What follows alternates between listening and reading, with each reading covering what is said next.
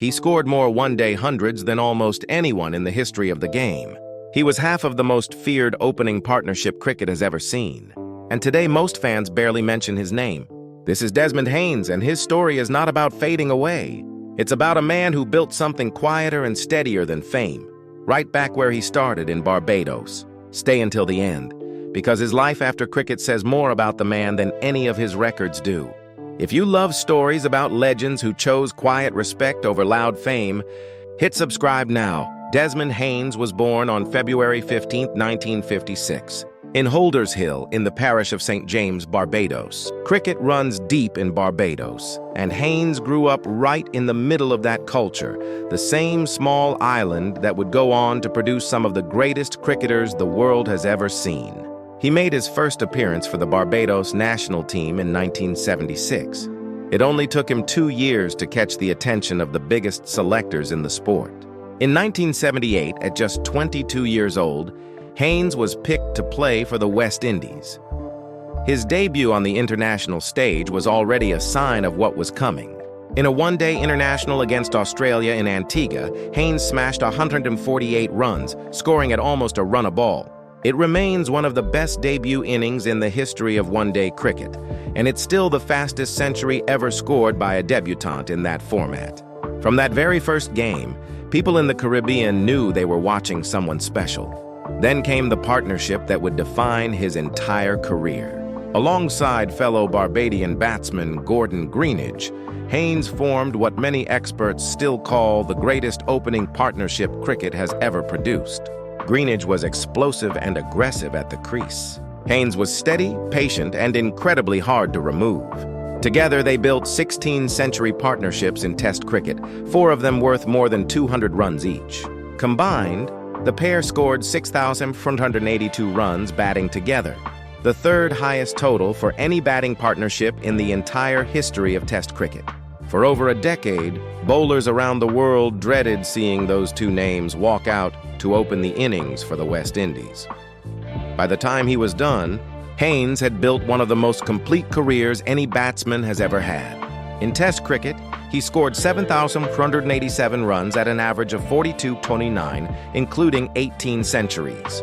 His highest Test score, 184, came against England at Lord's in 1980, during a huge partnership with the legendary Viv Richards. In one-day cricket, Haynes was even more dominant. He finished with 8,648 runs and held the record for most one-day centuries in history, 17 of them, a record that stood until Sachin Tendulkar eventually broke it years later. He was also the first batsman in history to score a century in both his very first and his very last one-day international, a feat only matched by one other player ever. In total, across every format of the game, Haynes scored more than 26,000 runs. He also has the rare honor of carrying his bat through a completed innings 3 separate times in Test cricket, meaning he batted from the very first ball to the very last without ever getting out, a mark of both skill and pure endurance. Haynes was part of the West Indies team that won the 1979 Cricket World Cup, and he also played in the 1983 final where the West Indies fell just short. Across 25 World Cup matches, he scored 854 runs. In 1991, Wisden, the most respected name in cricket writing, named him one of their Cricketers of the Year, cricket's version of one of the highest individual honors a player can receive. And yet, ask a casual cricket fan today to name the greatest West Indian batsman ever, and Haynes's name often gets left out of the conversation. Part of that comes down to timing. He played in an era stacked with legendary West Indian names, Viv Richards, Gordon Greenidge, Clive Lloyd, Malcolm Marshall. Being steady and consistent next to some of the most explosive, headline-grabbing players in cricket history meant Haynes's quiet brilliance sometimes got overshadowed. He wasn't the flashiest name in the room. He was simply one of the most reliable batsmen the sport has ever seen, night after night, series after series. After retiring from international cricket in 1994 and eventually first-class cricket in 1997, Haynes didn't disappear from the game. He just moved into quieter roles behind the scenes. He served as chairman of selectors for the Barbados Cricket Association. He became president of the Carlton Cricket Club. He worked as secretary of the West Indies Players Association, representing the interests of the very players coming up behind him. He also spent time as head coach for the Barbados senior team and worked as a batting consultant for the full West Indies senior squad, passing on decades of technical knowledge to a new generation of batsmen. Today, he continues to serve as a director at Cricket West Indies and has also worked as a lead selector for the West Indies senior men's team, still shaping the future of Caribbean cricket well into his late 60s. His influence even reached into government. Haynes served as a senator in the Parliament of Barbados and later became chairman of the National Sports Council, using his standing in the country to help shape sports policy at a national level. For a man once known purely for opening the batting, that's a remarkable second chapter, one built entirely on the respect he earned during his playing days. Now let's talk about money, because even without chasing headlines, Haynes has built solid, lasting financial security. Most current estimates place his net worth somewhere between $5 and $10 million. Where does that come from? During his playing days, his income came from match fees, tour bonuses, and sponsorship money from playing international cricket for the West Indies for 16 years, plus a long, productive stint playing county cricket for Middlesex in England, where he scored over 7,000 first-class runs. After retirement, his income has continued through his various coaching and administrative roles with Cricket West Indies and the Barbados Cricket Association, along with select endorsement deals tied to his legacy as one of the game's greats. He has also pursued and received compensation in a few cricket-related contract disputes over the years, adding to his overall financial picture. It's not flashy money built on modern television deals or franchise league auctions the way today's cricketers earn. It's steady money, built the same way his batting was built over many years, through consistency rather than spectacle. His personal life follows that same quiet pattern.